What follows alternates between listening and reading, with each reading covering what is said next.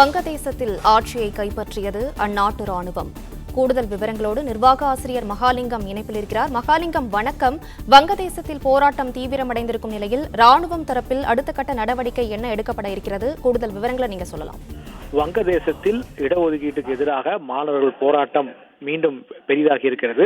இதில் 90க்கும் மேற்பட்ட மாணவர்கள் உயிரிழந்ததாக கூறப்படும் நிலையில் நிலைமை இன்னும் மோசமாக இருக்கிறது. இரு தரப்புக்கு இடையே தொடர்ந்து மோதல் என்பது வெடித்து வருகிறது. ஆயிரக்கணக்கான போராட்டக்காரர்கள் தலைநகர் டாக்காவில் உள்ள அதிகாரப்பூர்வ பிரதமர் இல்லத்திற்குள் நுழைந்து அங்கு போராட்டங்களில் ஈடுபட்டு வருகிறார்கள், சூறையாடி வருகிறார்கள் என்ற தகவல் வெளியாகியிருக்கிறது. இந்த சூழ்நிலையில் தற்பொழுது வங்கதேசத்தில் மாணவர் போராட்டம் அசாதாரண சூழலை ஏற்படுத்தி இருக்கிறது. வீட்டிற்குள் போராட்ட குழுவை சார்ந்தவர்கள் வந்ததால் பிரதமர் ஷேக் ஹசீனா தனது சகோதரி ஷேக் ரஹனாவுடன் அவசரமாக ராணுவ ஹெலிகாப்டர் மூலமாக அங்கிருந்து கிளம்பி இருக்கிறார் என்ற தகவல் உறுதி செய்யப்பட்டிருக்கிறது. தனது பதவியும் அவர் ராஜினாமா செய்திருக்கார் என்ற தகவலும் தற்பொழுதே சொல்லப்பட்டிருக்கிறது. அவர் எங்கு சென்றார் என்பது குறித்து பல்வேறு தகவல்கள் தொடர்ந்து வெளியாகி வருகிறது. மேற்கு வங்கம் அல்லது திரிபுராவில் அவர் தரையிறங்கி இருக்கக்கூடும் என்ற தகவலும் தற்பொழுது சொல்லப்பட்டிருக்கிறது. ஆனால் இன்னும் அதிகாரப்பூர்வமாக அவர் எங்கு இருக்கிறார் என்ற இருப்பிடத்தை இன்னும் அறிவிக்கவில்லை என்ற தகவலும் வெளியாகிருக்கிறது. போராட்டம் தீவிரமடைந்தால் பிரதமர் ஷேக் ஹசீனா நாட்டை விட்டு வெளியேறியதை அந்நாட்டு ராணுவ அமைச்சகம் தற்பொழுது உறுதி செய்திருக்கிறது. அது மட்டுமின்றி பிரதமர் வெளியேறியதை தொடர்ந்து இடைக்கால அரசை ராணுவம் அமைத்துள்ளதாக அந்நாட்டினுடைய தளபதி அறிவித்திருக்கிறார். போராட்டத்தை கைவிட்டு போராட்டத்தில் ஈடுபடும் இளைஞர்கள் ஒத்துழைப்பு வழங்குமாறு வங்கதேச ராணுவ தளபதி வேண்டுகோள் விடுத்திருக்கிறார்.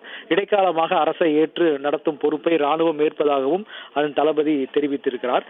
வங்கதேசத்திலிருந்து மேற்கு வங்கத்திற்கோ பின்லாந்திற்கோ ஷேக் ஹசீனா செல்லக்கூடும் என்ற தகவலும் தற்பொழுது சொல்லப்பட்டிருக்கிறது.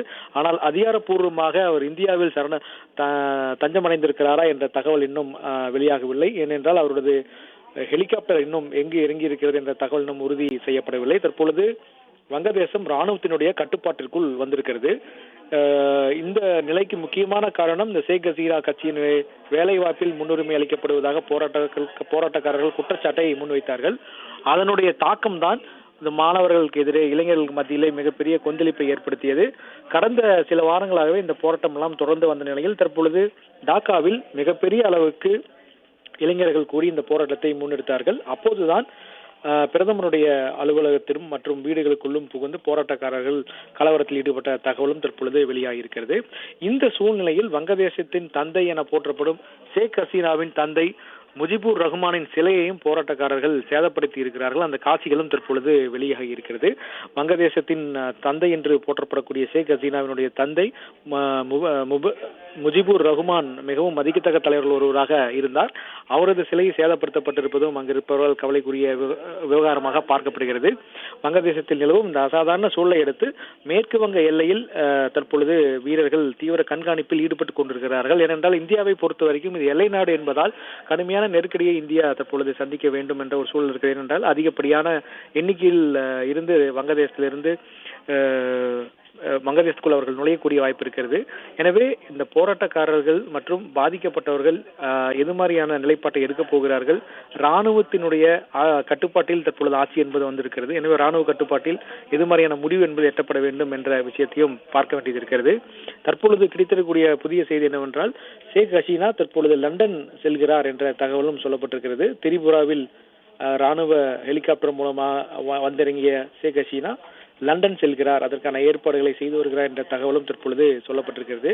வங்கதேசத்தில் இந்த போராட்டம் நடைபெறுவதற்கான காரணம் என்ன என்று பார்த்தால் சுதந்திர போராட்ட வீரர்களுக்கான இடஒதுக்கீட்டை அந்நாட்டினுடைய உச்சநீதிமன்றம் திருத்தியதால் வங்கதேசத்தில் அமைதி திரும்பி இருந்தது. 2 வாரங்கள் வங்கதேசத்தில் அமைதி நீடித்த நிலையில் ஞாயிற்றுக்கிழமை மீண்டும் மாணவர் அமைப்பினர் போராட்டத்தில் ஈடுபட்டார்கள்.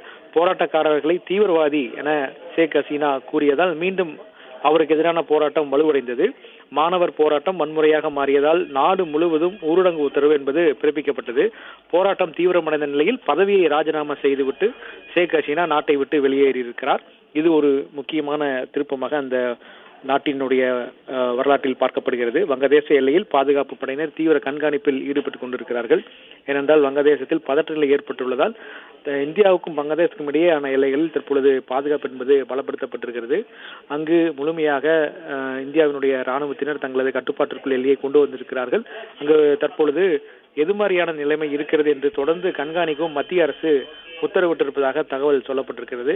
எனவே வங்கதேசத்தில் கலவரம் வெடித்துள்ள நிலையில் இந்தியர்கள் பாதுகாப்பாக இருக்க வேண்டும் என்று வெளியுறவுத்துறை அறிவுறுத்தலும் தற்பொழுது கொடுத்திருக்கிறார்கள். வங்கதேசத்திற்கு செல்ல வேண்டாம் என்று கடந்த 2 நாட்களுக்கு முன்பாகவே தற்பொழுது தொடர்ந்து இந்திய வெளியுறவுத்துறை அமைச்சகம் எச்சரிக்கை செய்து வந்தது. இந்த சூழ்நிலையில் தற்பொழுது அங்கு அவசர நிலை பிரகடனம் செய்ய வேண்டுமா என்ற ஒரு கேள்வியும் எழுப்பப்பட்டிருக்கிறது.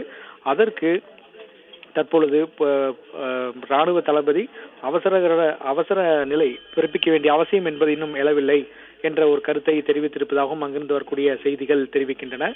தொடர்ந்து நிலைமையை இந்தியா உற்று கவனித்து வருவதாக வெளியுறவுத்துறை அமைச்சகத்தின் செய்தி தொடர்பாளர் தெரிவித்திருக்கிறார்.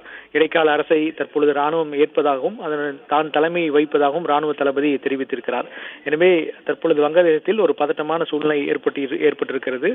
இந்திய வங்கதேச இடையேயான எல்லைகள் தற்பொழுது பாதுகாப்பு தீவிரப்படுத்தப்பட்டிருக்கிறது. 4096 கிலோமீட்டர் எல்லைப் பகுதி தற்பொழுது உயர் எச்சரிக்கை விடுக்கப்பட்டு பாதுகாப்பு வலயத்திற்குள் கொண்டு வரப்பட்டிருப்பதாக வெளியுறவுத்துறை அமைச்சகத்தின் தரப்பில் தெரிவிக்கப்பட்டிருக்கிறது. எனவே வங்கதேசத்தில் ஏற்பட்டிருக்கக்கூடிய இந்த பிரச்சனை இந்தியாவை எந்த வகையிலும் தொல்லையாக அமைந்துவிடக் கூடாது என்பதில் இந்திய அரசாங்கம் மிக கவனமாக செயல்படுகிறது என்ற தகவலும் சொல்லப்பட்டிருக்கிறது.